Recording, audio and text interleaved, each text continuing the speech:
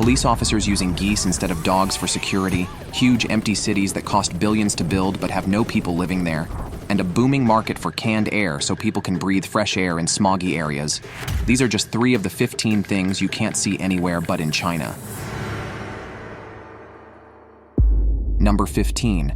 The largest ghost city, Ordos Kangbashi. Ordos Kangbashi, also known as Yizhu, is a sprawling and ultra-modern city in Inner Mongolia, China. It is one of the 12 major subdivisions of the region and was meticulously planned to house hundreds of thousands of people. Let's walk around the city and have a look. My name is Monica. Monica. Nestled on the Ordos Plateau, near the Yellow River, this city represents a bold urban planning vision in one of China's most arid regions. Despite its predominantly rural setting, Ordos is officially classified as a prefecture-level city.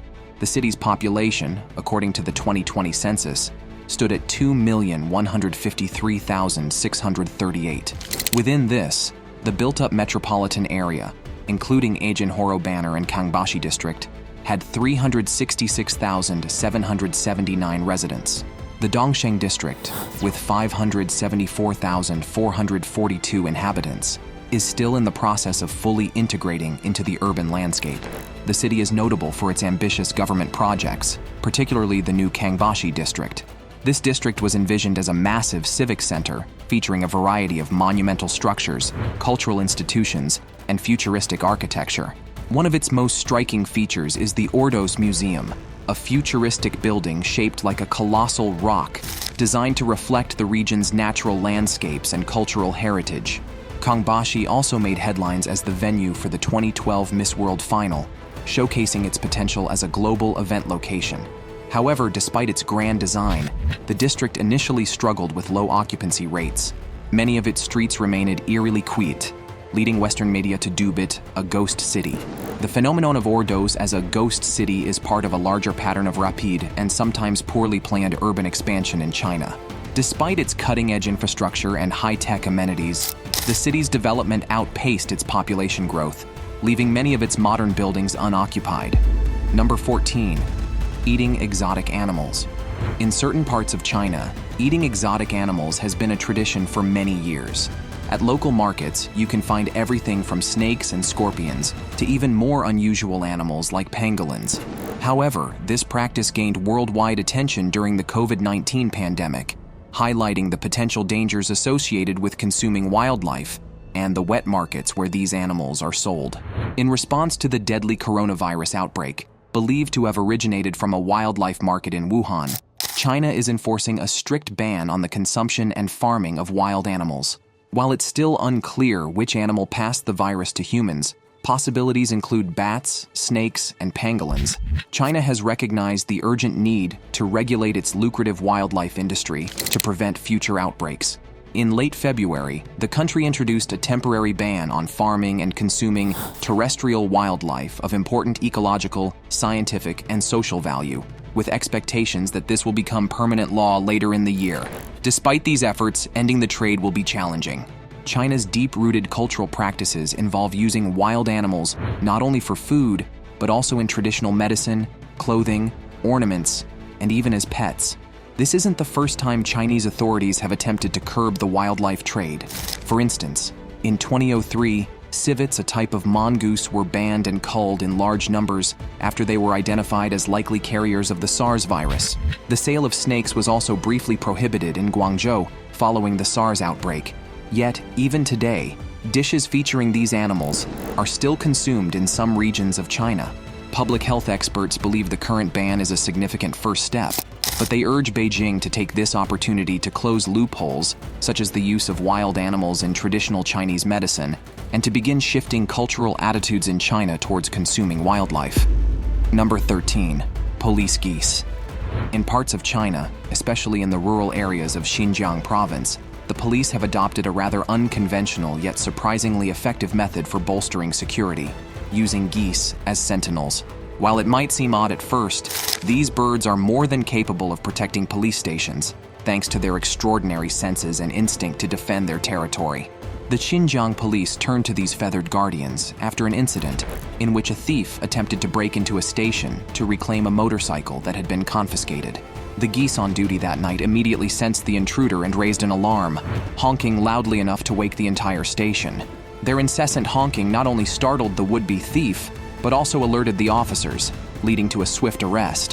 What makes geese particularly effective in this role is their acute sense of hearing. Someone should tell criminals in China's Xinjiang province that their goose is cooked, because there's a new patrol in town. Which is far superior to that of humans. They can detect sounds and movements from a considerable distance, making it almost impossible for anyone to approach unnoticed. Additionally, geese are highly territorial and will aggressively defend their space, especially when they feel threatened. Their honking can reach volumes of up to 100 decibels, which is as loud as a chainsaw, making it an excellent deterrent for potential criminals. Interestingly, the geese's effectiveness has led some officers to believe that they outperform traditional guard dogs in certain situations. Unlike dogs, geese don't need to be trained extensively to perform their duties.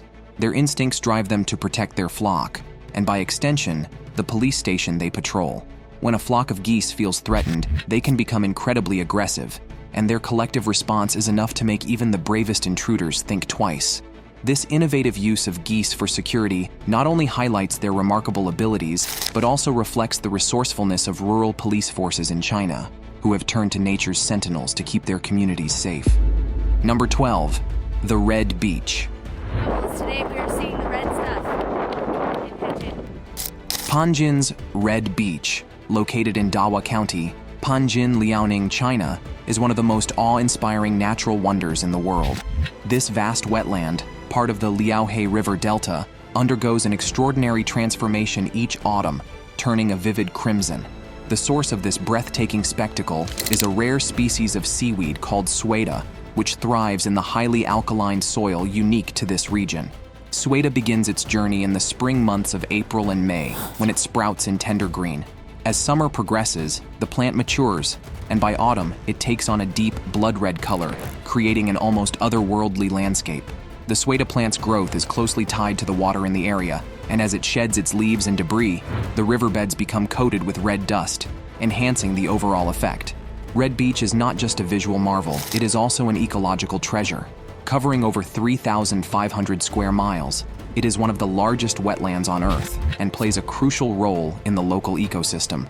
This wetland serves as a natural buffer against flooding and helps purify water, while also being a carbon sink that mitigates climate change by absorbing carbon dioxide. The ecosystem of Red Beach is incredibly diverse, hosting one of the most complex natural systems found anywhere on the planet. The area is a designated nature reserve, protecting over 300 species of birds, including the endangered red-crowned crane and 400 types of wild animals. The Red Beach Reserve is a critical stopover for migratory birds on the East Asian-Australasian flyway, providing a vital habitat for species that travel thousands of miles between breeding and wintering grounds. The Red Beach has become a major tourist attraction, drawing visitors from across the globe who come to witness its stunning scenery. Number 11, canned air for pollution. Due to severe smog and fine dust, canned, clean air from Jirisan Mountain is now available on the market. As air pollution continues to be a major issue in many Chinese cities, an Australian company discovered a surprising and innovative market selling canned air. These cans, marketed as fresh air from untouched natural locations, offer people in smog-filled areas a rare opportunity to breathe clean air, even if it's just for a few moments. The idea might sound outlandish, but it speaks volumes about the lengths people are willing to go for a breath of fresh air. Taking this concept to the next level, a Canadian company saw an opportunity to tap into the same market.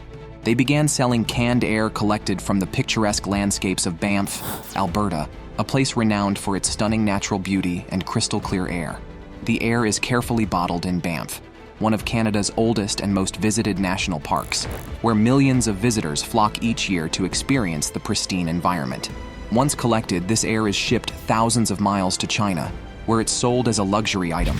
Despite the seemingly absurd nature of the product, the demand was immediate and strong. The company's first shipment of 500 canisters sold out within just 2 weeks, showing that people were willing to pay for the experience of breathing in air from a place they might never visit. While some purchases might have been for novelty or as part of April Fool's jokes, the sheer volume of sales suggests that many buyers saw genuine value in the product. But the luxury of clean air comes at a price. Each canister of compressed air is sold online for $15 to $20, and that's not including potential delivery fees. This steep cost highlights the stark reality for many living in polluted areas, where clean air is considered a luxury rather than a basic necessity. The fact that Candare has not yet made its way to Western markets underscores the unique environmental challenges faced by countries like China. Number 10. The Stone Forest. The Stone Forest, located in Shilinyi Autonomous County, Yunnan Province, China, is a captivating natural marvel that leaves visitors in awe. Locally known as Shilin, this extraordinary site is famous for its towering limestone formations, which eerily resemble a forest of petrified trees. These stunning structures, estimated to be over 270 million years old, offer a rare glimpse into the distant past of our planet, making it a destination steeped in ancient history. The stone forest is divided into several scenic areas, each offering its unique charm and attractions. Among these are the greater and lesser stone forests, the Naigu Stone Forest, Sun Cave, Long Lake, Moon Lake, Dadi Waterfall, and the Chifeng Cave. Every one of these sites has its distinct beauty and geological importance, contributing to the stone forest's reputation as a place of endless fascination and diversity. In 2007, the stone forest was honored as a UNESCO World Heritage Site under the South China Karst. It also holds a prestigious AAA-class tourist site rating, underscoring its popularity and the unforgettable experience it provides to all who visit. The stone forest is not only a geological wonder, but also a place rich in folklore and cultural traditions. One of the most cherished legends linked to this mystical landscape is the story of Ashima, a kind-hearted girl from the Sani people. Her tale adds a profound cultural dimension to the already mesmerizing scenery, intertwining nature with the deep-rooted heritage of the local community. Beyond its geological splendor, the Shilin Stone Forest is a major tourist attraction that draws visitors from all over the world.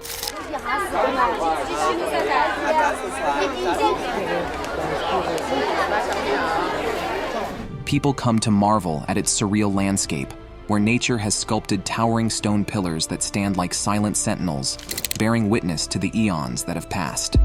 Number 9. Pajamas everywhere. Secretary of State Hillary Clinton visited Shanghai this weekend to take in the 2010 World Expo.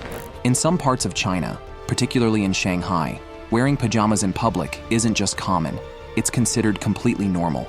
In this modern, trend-setting city, pajamas have unexpectedly become the center of a heated public debate. The controversy stems from whether it's appropriate to wear sleepwear outside the home. On any given day, people will find locals in their pajamas mingling with fashion-forward individuals in miniskirts or business professionals in suits and ties. These pajama-clad residents can be seen riding bicycles, sipping tea in peaceful parks, and strolling often with a toothbrush or towel in hand through the leafy streets, lined with grand old homes from the far-edge concession era on their way to public bathhouses.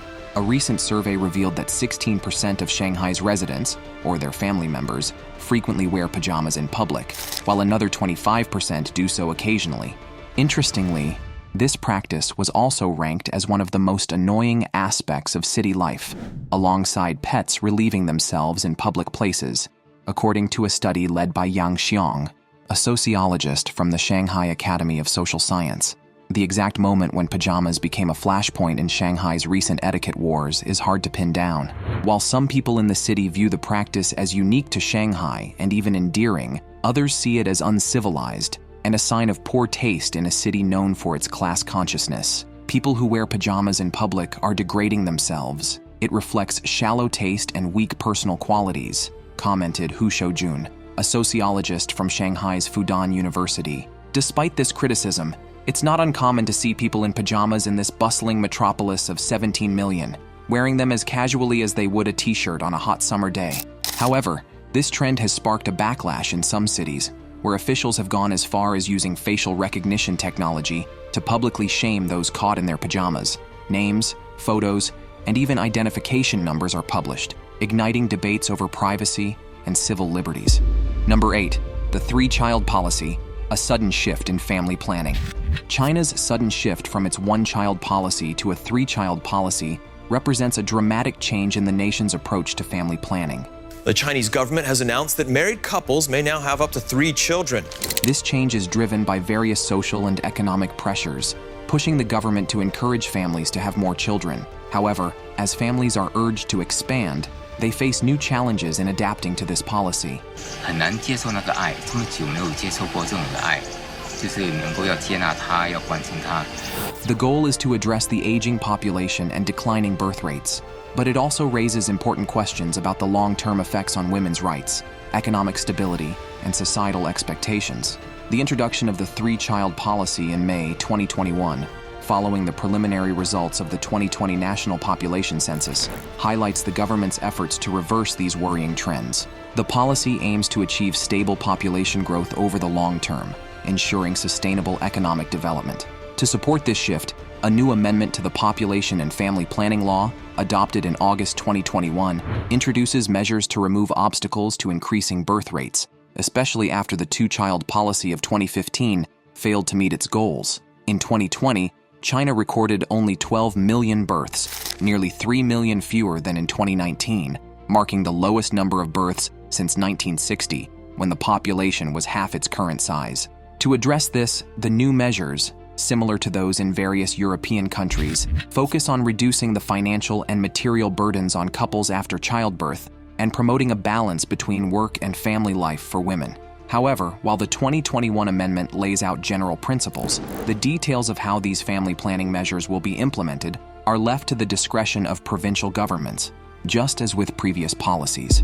Number 7. The Green Village. On Shengshan Island, there lies a forgotten fishing village that is slowly being overtaken by nature. This abandoned settlement, now often referred to as the greenest village in the world, has earned its title both figuratively and literally. The homes, once bustling with life, are now covered in dense vegetation, giving the village an otherworldly charm. Today, only a handful of people still live in this village, and they do so in harmony with the natural environment. 第一次来后头湾，因为这个地方给我的一个视觉冲击力首先就很大，因为 Completely off the grid, the village has no power supply, and its residents rely on the land and sea for their needs. As a result, the village produces little to no carbon emissions, making it the epitome of eco-friendliness. It stands out as one of the few places in the world that fits both definitions of green. It is both environmentally sustainable and visually dominated by greenery. Located about 40 miles from Shanghai, this tiny village was once a thriving community of around 2,000 fishermen and their families. However, as technology advanced and people's aspirations grew, many residents left in search of better opportunities in larger cities. By the early 1990s, the small bay, which had once provided ample food for the population, could no longer meet the growing demands. This led to a mass exodus, with most villagers migrating to the mainland for employment and a better life, a pattern seen across many rural areas in the country. Today, the village is a living museum of sorts, with its few remaining residents making a living by showcasing the area's history to curious tourists. The once vibrant homes, now draped in lush greenery, create an eerie yet stunning ghost town that has become a favorite destination for photographers seeking to capture its haunting beauty. Number 6. Heaven's Gate Mountain. Tianmen Mountain Park, situated in the mesmerizing Zhangjiajie region of Hunan Province, China, offers one of the most breathtaking and exhilarating experiences in the country. On Zhangjiajie National Park, which is the main attraction that people... This park is renowned for its stunning natural beauty and its dramatic landscapes, making it a top destination for adventure seekers and nature lovers alike. In 2005, the Tianmen Mountain Cableway, constructed by the French company Poma, was inaugurated. This cableway is a marvel of engineering and is celebrated as the longest passenger cableway of high mountains in the world. Spanning a staggering 7,455 meters and ascending 1,279 meters, it provides an unforgettable ride with panoramic views of the surrounding valleys and peaks. With 98 cabins, the cableway transports visitors through a range of breathtaking vistas, and the steepest gradient of 37 degrees adds an extra thrill to the journey. At the summit, visitors can explore an extensive network of walkways that hug the cliff faces. These paths, some of which feature transparent glass floors, offer a vertiginous experience as people walk literally above the void, with the vast landscape stretching out below. The views from these paths are nothing short of spectacular, revealing the dramatic topography of the region. For those who prefer to drive, Tongqing Avenue, a stunning 11-kilometer road with 99 sharp hairpin bends, ascends to the mountain's peak. This serpentine road is an engineering feat in itself, designed to navigate the steep and rugged terrain. The road leads to the famous Tianmen Cave, also known as Heaven's Door.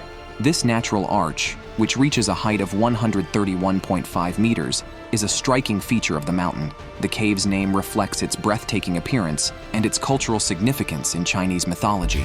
Reaching Heaven's Door involves climbing 999 steps, known as the Stairway to Heaven.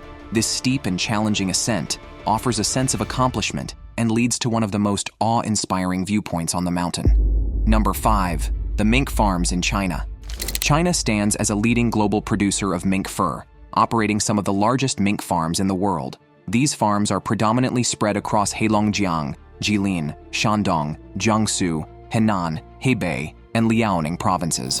One particularly notable farm is situated near Changchun, the capital of Jilin province, and is managed by an international entrepreneur. This facility houses approximately 120,000 minks and generates around 90,000 pelts annually. Mink farming in China follows a precise seasonal schedule.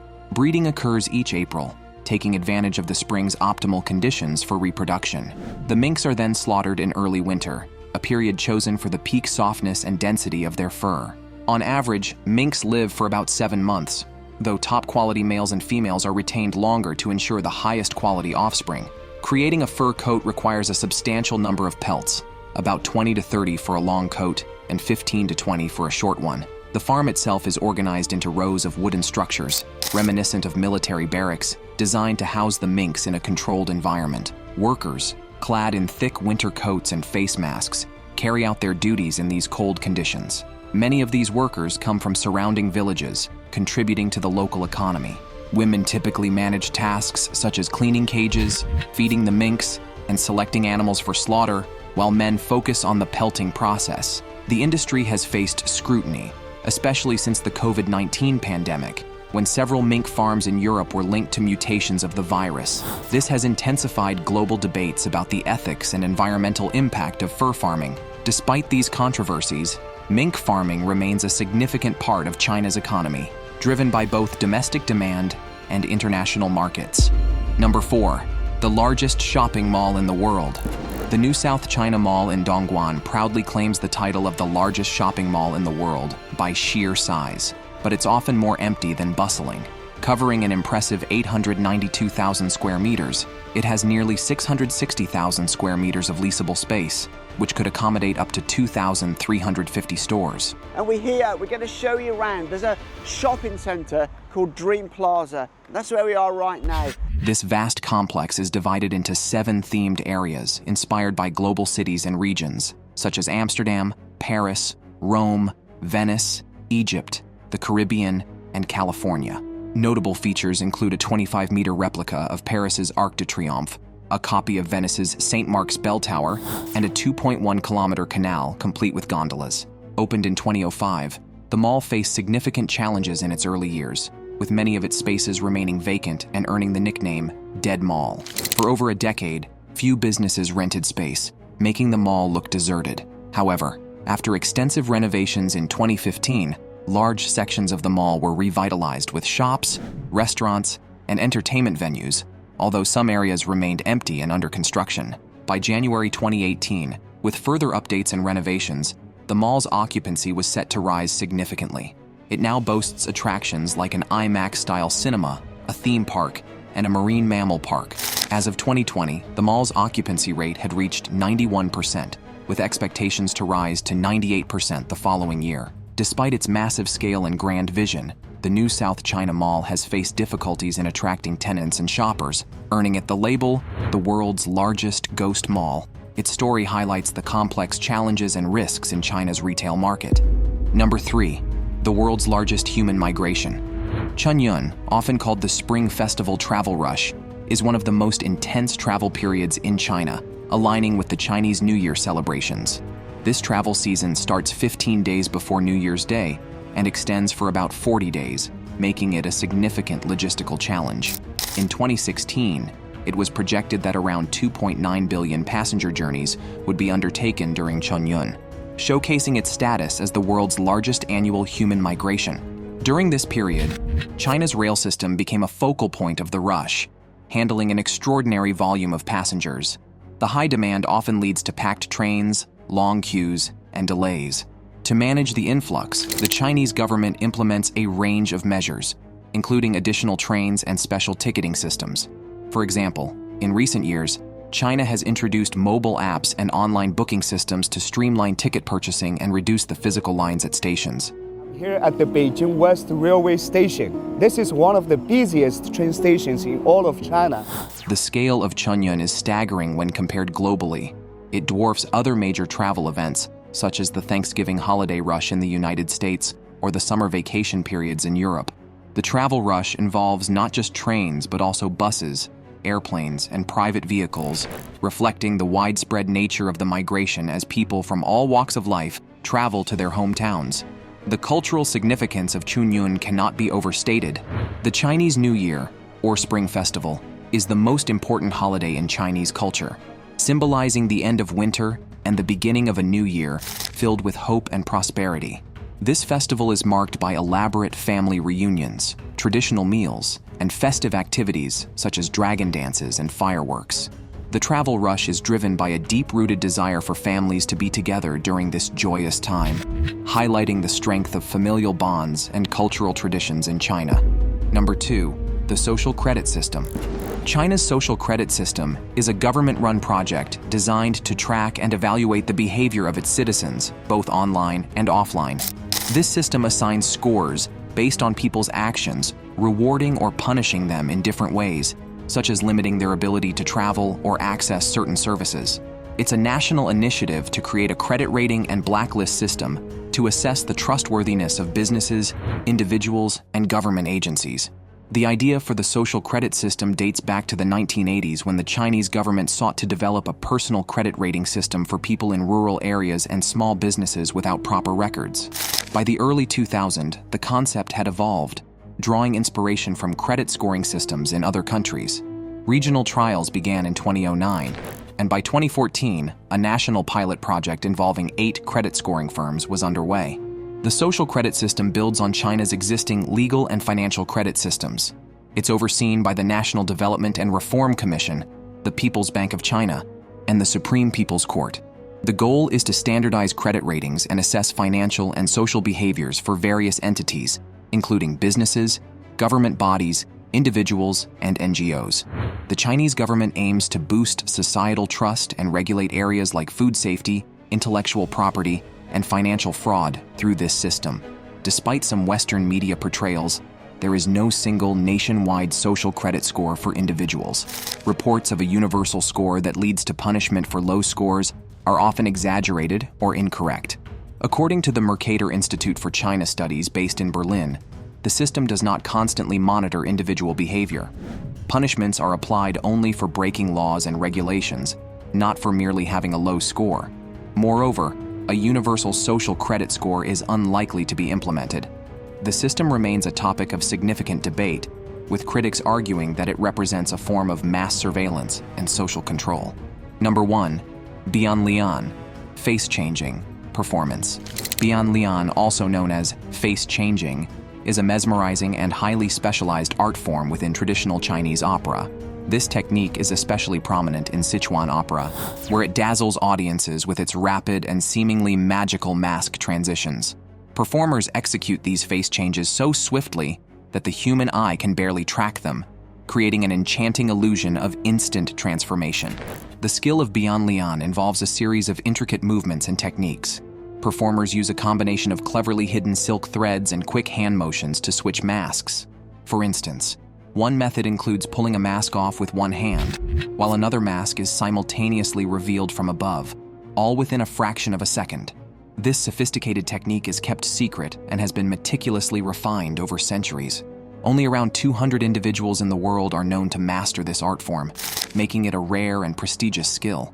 Historically, Bianlian was performed exclusively by male actors, but today, this ancient art is being embraced by women as well. reflecting a broader inclusion within the performance community.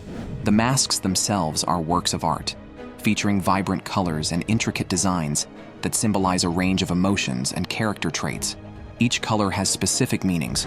Red often signifies loyalty and bravery, while black can indicate impartiality or fierceness, and green might represent aggression or treachery. These masks help portray diverse emotions such as fear, tension, relaxation, cunning, desperation, and outrage, adding depth to the storytelling. A fascinating example of Beyond Leon's artistry is showcased in a video from the 2014 Smithsonian Folklife Festival program titled China Tradition and the Art of Living. In this video, Hu Dongxiao from the Zhejiang Wu Opera Troupe demonstrates his extraordinary skill by changing 7 different masks within just 60 seconds. This display not only highlights the performer's dexterity, but also emphasizes the rich cultural heritage embedded in this spectacular form of Chinese opera. What are your thoughts about the unique and extraordinary things that can only be found in China? Share your thoughts with us in the comments section below.